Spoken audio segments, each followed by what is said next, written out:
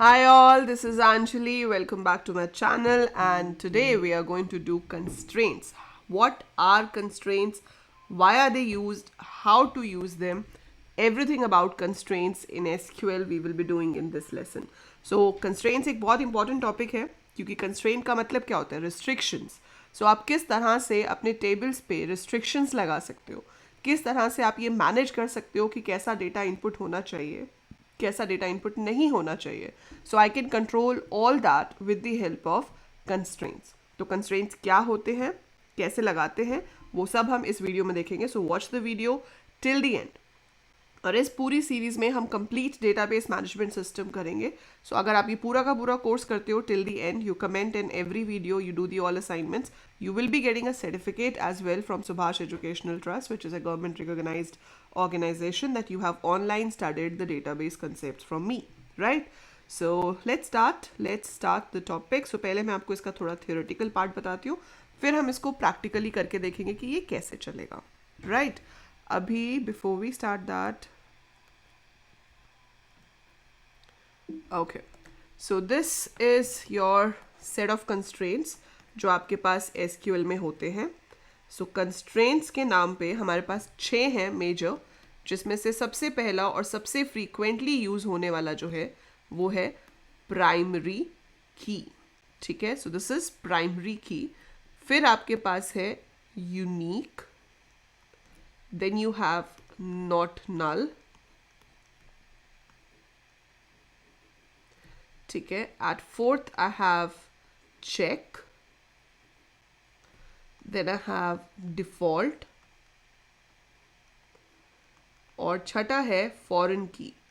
ठीक है, सो sixth one is foreign की. आज की इस लेसन में हम पहले 5 करेंगे. फॉरेन की को हम अभी साइड पे रख रहे हैं क्योंकि फॉरेन की के लिए आपको 2 टेबल्स पे काम करना है.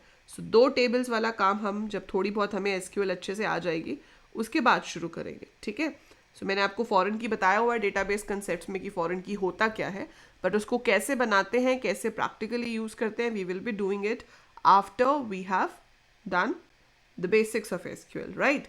अब पहले 5 हम करेंगे. प्राइमरी की टेबल में सिर्फ एक ही हो सकती है, सिर्फ एक बार आप प्राइमरी की कंस्ट्रेंट को यूज कर सकते हो. ठीक है, अब कंस्ट्रेंट देते कहाँ हैं? जब हम टेबल बनाते हैं. सो टेबल बनाते हुए भी आप कंस्ट्रेंट्स दे सकते हो. अगर आप उस टाइम पे देना भूल जाते हो तो हम ऑल्टर टेबल मतलब मॉडिफिकेशन के टाइम पे भी कंस्ट्रेंट्स दे सकते हैं. ऑल्टर टेबल अभी हमने किया नहीं है, सो अभी हम क्रिएट टेबल के टाइम पे इन कंस्ट्रेंट्स को डालेंगे और देखेंगे ये कैसे काम करते हैं. Then later I will tell you कि ऑल्टर टेबल से कैसे करते हैं जब हम ऑल्टर टेबल में काम करेंगे. सो अभी फिलहाल आपने टेबल बनाना है. मैंने पिछली क्लास में आपको 2 होमवर्क दिए थे कि एक आपको स्कूल टेबल बनाना है जिसमें कम से कम 5 कॉलम्स होने चाहिए, और एक बोला था कि एम टेबल बनाना है जिसमें कम से कम 4 कॉलम्स होने चाहिए. ठीक है, आई होप आप सबने वो कर लिए होंगे. कर लिए हैं तो आपको उसको वीडियो की डिस्क्रिप्शन में, वीडियो की नीचे जो कमेंट सेक्शन है वहाँ पे लिखना भी है. नहीं तो टेलीग्राम ग्रुप है, डिस्क्रिप्शन में उसका लिंक दिया होगा, आप उसे ज्वाइन करें.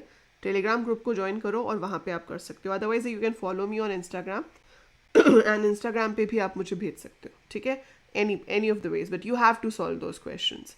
अब ये है हमारा MySQL. ठीक है, ये हम MySQL में काम कर रहे थे.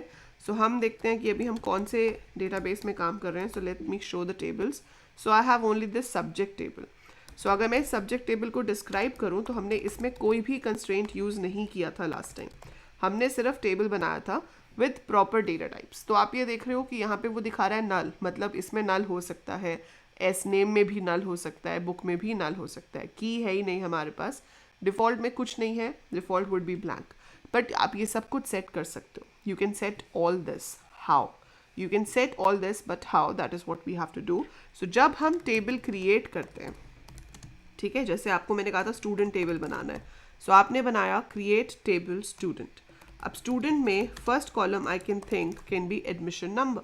एडमिशन नंबर आपका पहला कॉलम है, और एडमिशन नंबर एक ऐसी चीज़ भी है जो कि यूनिक और नॉट नल होगी for all the students. So जितने भी स्टूडेंट्स मेरे पास हैं they will be unique and they can not have null values, right? Admission number सबका होता है, सबका होता है, किसी का भी सेम नहीं होता.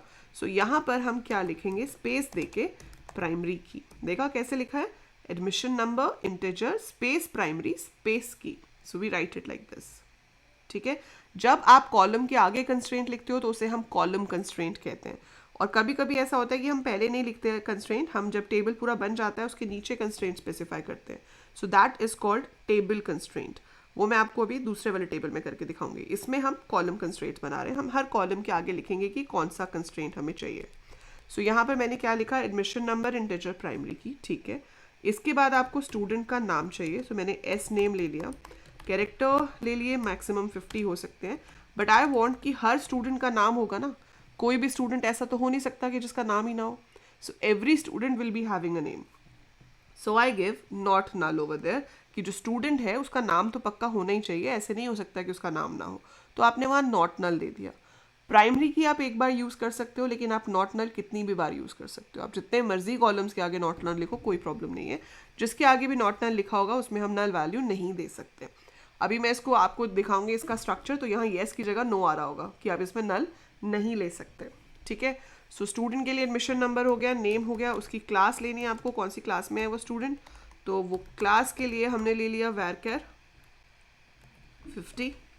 क्लास के लिए तो कम भी चल जाएगा. Let's say this. ठीक है, अब क्लास में क्या कर सकते हैं, क्लास में नॉट नल की जगह में एक काम कर सकती हूँ, मैं डिफ़ॉल्ट दे सकती हूँ. डिफ़ॉल्ट का मतलब क्या है कि अगर बाय चांस कोई क्लास स्पेसिफाई नहीं की गई तो नर्सरी ले लो, कि बच्चा स्कूल में एडमिट हुआ है और अगर क्लास नहीं दी है तो नर्सरी ही होगी. So we take it as nursery. So default space nursery. ठीक है, ये दे दिया हमने. सो डिफ़ॉल्ट स्पेस नर्सरी आ गया. अब आप उसके बाद उसका ईमेल आईडी लेना चाहते हो. सो ईमेल ले लिया हमने.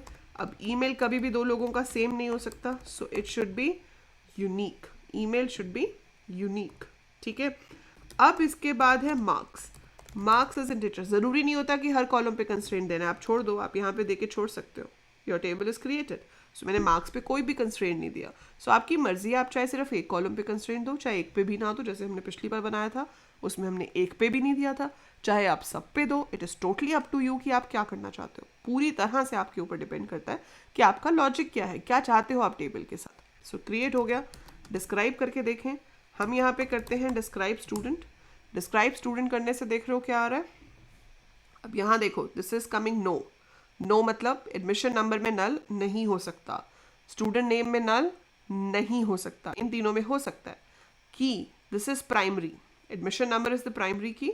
Email is unique. यूनिक मतलब डुप्लीकेट वैल्यू इसमें इंसर्ट नहीं हो सकती, ना ही इसमें हो सकती है. बट यूनिक जो है वो नल हो सकता है, वो खाली हो सकता है. ठीक है.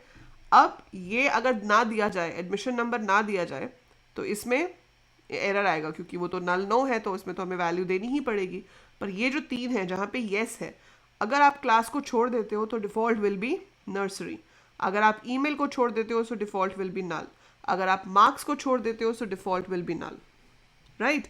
सो this is how we give the constraints. अब इसको असली में समझने के लिए, ठीक है, इतना समझ आ रहा है. असली में समझने के लिए आपको एक कमांड यूज़ करनी पड़ेगी, इंसर्ट इनटू, जो हमने अभी नहीं पढ़ी है, but still it's very easy to understand.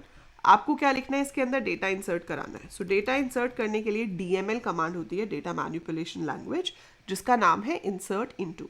मैंने लिखा insert into student values. Right. मैंने एडमिशन नंबर दे दिया, मैंने नाम दे दिया, जो कैरेक्टर्स हैं वो हमेशा कोट्स में आएंगे. क्लास दे दिया आपने. ठीक है. देन आपने ईमेल आईडी दे दिया,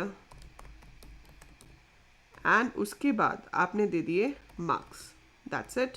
आई प्रेस एंटर, इट्स इंसर्टेड. आपको देखना है इंसर्ट हुआ है या नहीं. So we write a command, select star from student, that shows me the complete data of the table student. So ये रिकॉर्ड इंसर्ट हो गया. ठीक है जी. हम फिर से इंसर्ट कराना चाहते हैं, हम फिर से इंसर्ट करना चाहते हैं, लेकिन इस बार मैंने क्या किया, आईडी सेम रखा, अंकित ही रखा है, नाम चेंज कर दिया. ठीक है. क्लास भी हो सकता है चेंज हो जाए, ईमेल आईडी भी चेंज कर दिया, मार्क्स सेम रखें. But when I press this it says duplicate entry 120 for की प्राइमरी. तो आप प्राइमरी की जो ऑलरेडी यूज हो चुकी है उस पर दोबारा से सेम वैल्यू इंसर्ट नहीं करा सकते. एरर आ जाएगा, ये रो इंसर्ट नहीं होगी. If I still do select star from student, मेरे पास एक ही रिकॉर्ड है, ये वाला रिकॉर्ड इंसर्ट नहीं हुआ. लेकिन अगर मैं इसमें चेंज कर दूं, अगर मैं इसमें 121 कर दूं तो इंसर्ट हो जाएगा. ऑल्दो आपके मार्क्स भी सेम है, पर उस पर कोई एरर नहीं आएगा. मार्क्स सेम हो, इट्स ओके, उस पर हमने कोई कंस्ट्रेंट दिया ही नहीं था. सो मार्क्स सेम हो, कोई प्रॉब्लम नहीं है. ठीक है. अब अगर मैं क्या करूं, अगर मैं आईडी अलग देती हूँ, मैंने आईडी दिया 122, आईडी डिफरेंट है, नाम भी डिफरेंट है, बट ईमेल आईडी सेम है, ठीक है। फिर एरर आएगा डुप्लीकेट एंट्री फॉर की ईमेल। सो यहाँ पर क्या है, यहाँ पर आप डुप्लीकेट एंट्री नहीं ले सकते क्योंकि उसके आगे यूनिक लिखा है। सो ये भी अलाउड नहीं है। अगर हम इसको चेंज कर देंगे, जब ये डुप्लीकेट नहीं रहेगा ये इंसर्ट हो जाएगा। सो it will be inserted only if you provide non duplicate values. समझ आ गया यूनिक का पर्पस क्या है, ठीक है। सो हमने चेक कर लिया कि प्राइमरी की से क्या हो रहा है, यूनिक से क्या हो रहा है। अब आती है बारी नॉट नल की। नॉट नल, अगर आप किसी वैल्यू में नल छोड़ना चाहो, जैसे मैं मार्क्स नहीं देना चाहती अभी, तो मैंने यहाँ पे लिख दिया कॉमा नल, ठीक है। मैंने यहाँ पे नल लिख दिया और मेरे को एडमिशन नंबर क्या चाहिए 1 2 3, और इसमें नाम दे देते हैं लेट्स से कविता।